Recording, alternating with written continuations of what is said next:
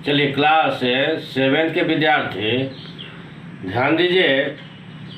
कल मैंने आपको पाठ 6 मतलब लेसन 6 से महान विभूति राजेंद्र प्रसाद के विषय में पढ़ा रहे थे। समय के अभाव में आपको अधूरा कहानी ही हम छोड़ दिए। तो चलिए, जहाँ से हमने अधूरा छोड़ा है वहीं से हम आज शुरू करेंगे। तो बच्चों, वहीं से हम इस वीडियो के माध्यम से शुरू कर रहे हैं। बहुत ध्यान से सुनेंगे क्लास 7 के विद्यार्थी हमारे।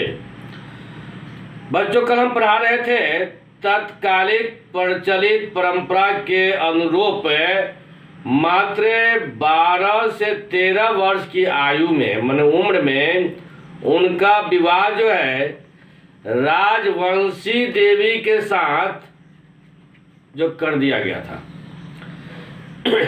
लेकिन यह जो है विवाह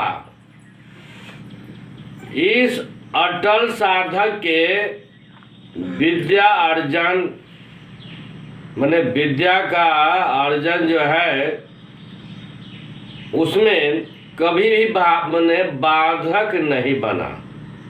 इससे उन्हें कोई दिक्कत नहीं हुई।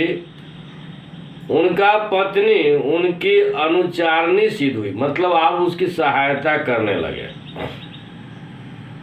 वे निरंतर मतलब लगातार परिवार की देखरेख तथा सेवा में लीन रही और पति की ही भांति परोपकारिणी बन गई, दया धार्मिणी तथा कर्तव्यनिष्ठ परायणी बन गई। तो बच्चों, यहाँ तक कल समझाए, इसके आगे चलिए शुरू करते हैं। राजेंद्र बाबू के जीवन पर उनके बड़े भाई महेंद्र प्रसाद का विशेष जो है प्रभाव पड़ा। उन्होंने ही राजेंद्र बाबू के मन में देश प्रेम की लौ को जगाई। लौ मतलब जैसे दिया का बत्ती जो जलता है ना, उसको थोड़ा तेज कर दिया। उसी प्रकार से उनके अंदर देशभक्ति की जो है एक लौ जग गई। यद्यपि राजेंद्र बाबू ने अपनी वृत्ति की शुरुआत एक वकील के रूप में की थी, परंतु देश की तत्कालिक परिस्थितियों तथा हलचलों के प्रभाव से वे अछूते भी नहीं थे।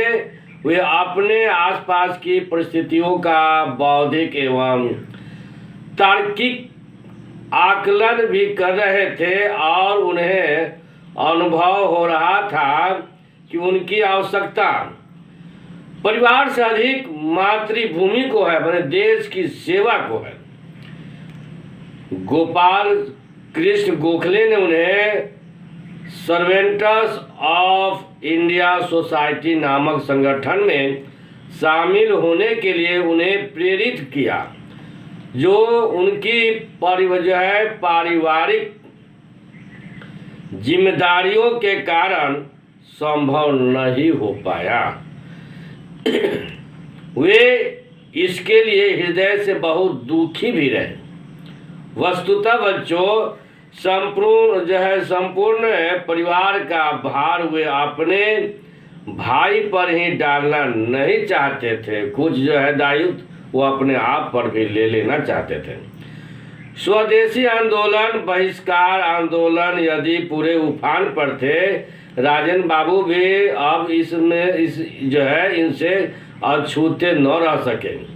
जब विदेशी वस्तुओं की उस समय होली जलाई गई तो इनके घर में एक भी विदेशी वस्तु नहीं मिला था, सब इनके अपने देश की वस्तु थी।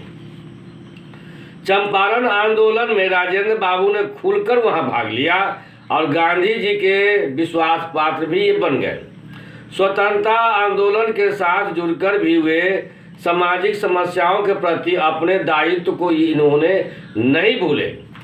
वर्ष 1914 में बंगाल और बिहार के बाढ़ग्रस्त लोगों में वे रात दिन का अंतर भूलकर भोजन और कपड़ा बांटते रहे।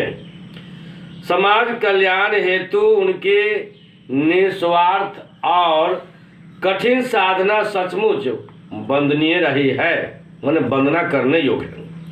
उन्होंने सदैव ही सादा जीवन व्यतीत किया। गांधी जी के संपर्क में आने के बाद उन्हें अपने ऊपर आत्मनिर्भरता की भावना और भी अधिक बढ़ गई। राष्ट्र एवं गांधी जी के प्रति संपूर्ण निष्ठा और श्रद्धा भाव रखते हुए स्वतंत्रता जो है आंदोलन में भी स्वतंत्रता आंदोलन में उन्होंने जी जान से कूद पड़े।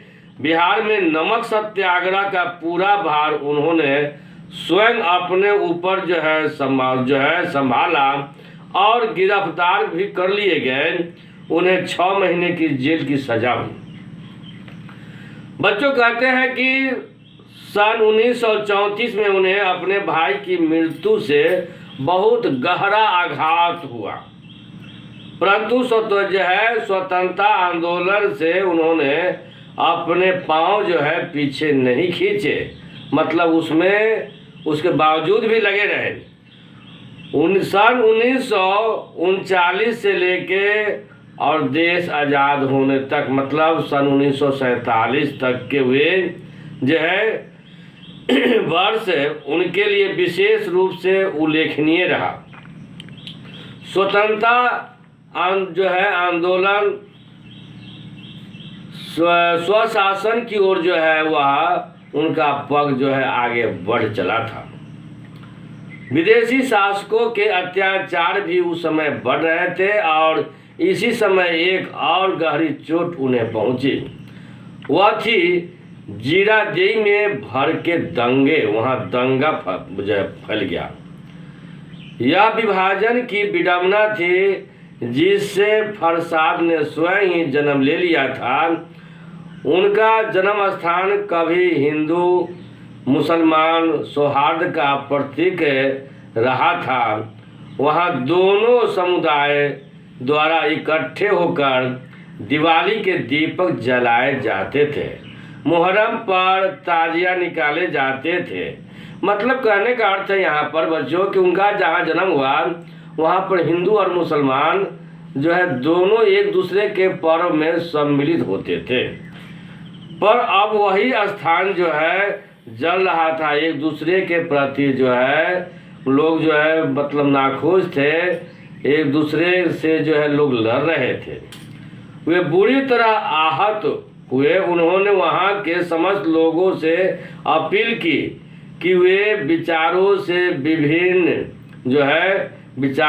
भिन्न हो सकते हैं, परंतु इसका अर्थ यह कदापि नहीं है कि वे एक दूसरे का जो है रक्त को बहा दे, मन खून बहाए। अंततः सारे प्रयत्न विफल रहे और अखंड भारत का स्वप्न भी खंडित हुआ।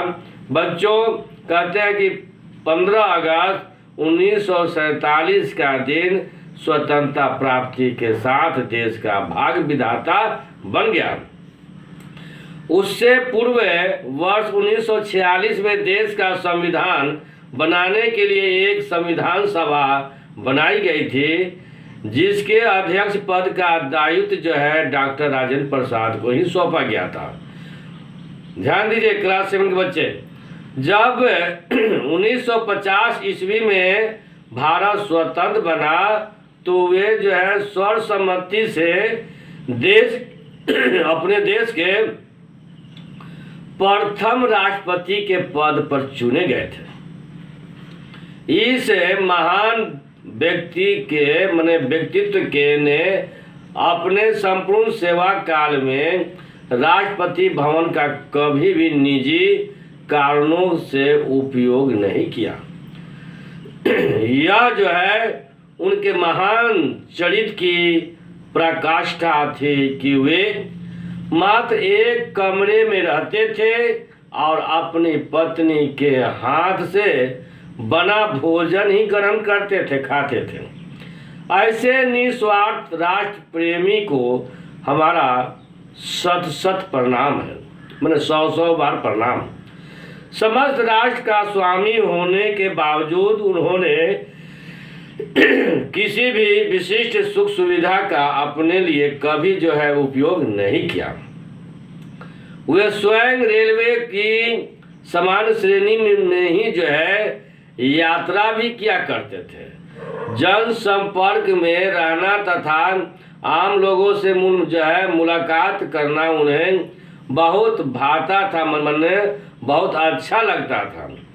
उनके द्वारा रचित कुछ विशिष्ट पुस्तकों में उनकी आत्मकथा सर्वोपरि है तथा चंपारण में सत्याग्रह, बापू के कदमों में आदि उनकी प्रमुख उल्लेखनीय जो है पुस्तकों में शामिल भी है। वे भारत के एकमात्र ऐसे राष्ट्रपति हैं जो 2 बार राष्ट्रपति चुने गए।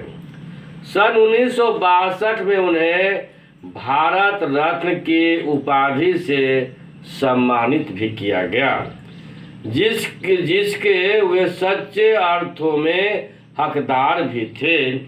बच्चों, 28 फरवरी 1963 को पटना में उनकी यह लीला समाप्त होने के साथ, मतलब उनकी मृत्यु होने के साथ, एक महान आत्मा इस संसार से विदा हो गई। इसी के साथ बच्चों यह जो है पाठ समाप्त हुआ। कल हम इसका जो है प्रश्न उत्तर समझाते हुए फिर आगे का पाठ हम शुरू करेंगे। धन्यवाद बच्चों।